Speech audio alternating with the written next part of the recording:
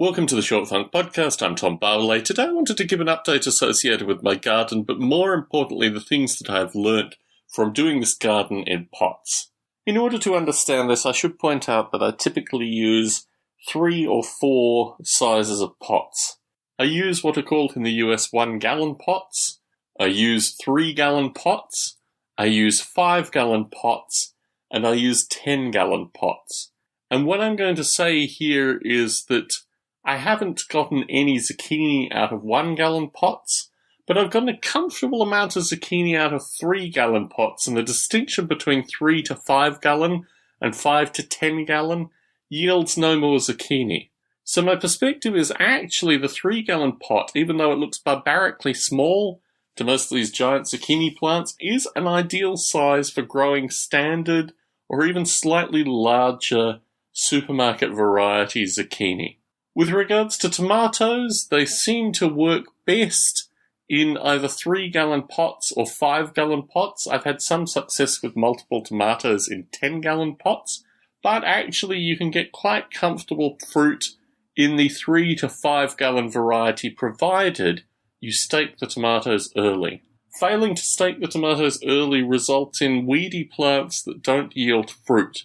And my expectation with tomatoes as well is that they require typically double the watering of other plants in order to get to kind of lavish full fruit stage. I'm not going to use corn in the future with this method. Folks that have seen the vlog associated with this will already have an early indication of this. Corn didn't work well in this method at all. But what I found particularly curious is jalapenos that grow well both in 1-gallon pots and also 3-gallon pots. True, I'm getting slightly more fruit through the 3-gallon pot, but a 1-gallon pot will hold a jalapeno to reasonable fruiting, 3 or 4 pieces of fruit quite comfortably. And that is particularly curious.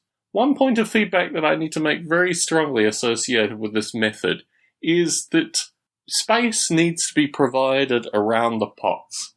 You can't be in a circumstance where you're stacking these pots close together, particularly with the tomatoes, because they won't bear fruit. While they need rooting space, they need growing leaf space even more.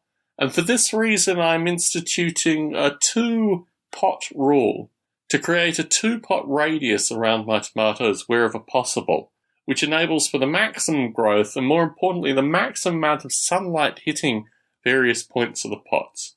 The one success that I've had really strongly is what I call lettuce pots, where I take a 1-gallon pot or occasionally a 3-gallon pot and put mixed seed in each, which means that I have pots that contain enough servings of lettuce for a single person or occasionally a couple quite comfortably in these pot varieties, and I can set them up and grow them in a 4 to 6 week period per pot, where I can actually allocate these for good quality food. Another staple through this has been both Italian basil and also Thai basil. And in this light, the 1-gallon pots seem perfectly fine, although for complete luxury, move to 3-gallon pots and find accordingly. I'm still out associated with whether or not I will use this pot method next year for my garden, but one thing I've learnt very strongly, that is, in circumstances beyond my control, balconies, these kind of things, environments where I have limited space, it is possible to cultivate enough food not to be self-sufficient, but to add accents to food and add elements to food which ultimately change the flavours in a very positive light.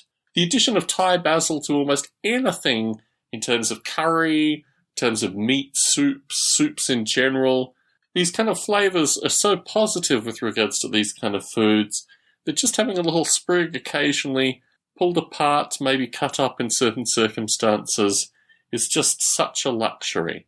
And the addition in particular to clear soup broths and things like that at the last minute, just such a wonderful addition. Truth be told, we haven't actually gotten the tomatoes to the point of consumption yet, so a lot of my hypotheses associated with tomatoes relate to what are in solid fruit currently, but should hopefully transition to red fruit very soon. I'm providing this information to folks who are interested in both urban and suburban horticulture, just to see what your ideas are around this. I've purchased a lot more heirloom seeds for next year, So whether I return to beds or whether I continue to maintain pots, there will be more diversity next year for folks such as yourselves to hear about. Tom Barbalet in San Jose, signing out.